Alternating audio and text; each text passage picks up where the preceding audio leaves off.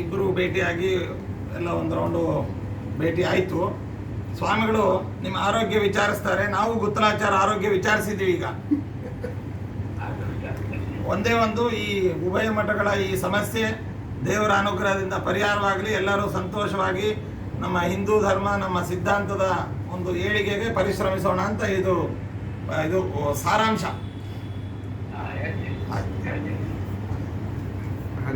ಗಿರಿಯಾಚಾರ್ಯ ಹೇಗಿದ್ದೀರಿ? ಆರೋಗ್ಯವಾಗಿದ್ದೀರಾ?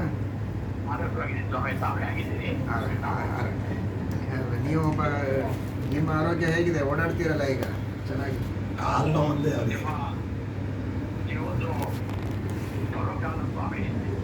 ನಿಮ್ಮ ಇದೊಂದು ಪರ್ವಕಾಲ ಅಂತ ಹೇಳ್ತಾ ಇದ್ದಾರೆ.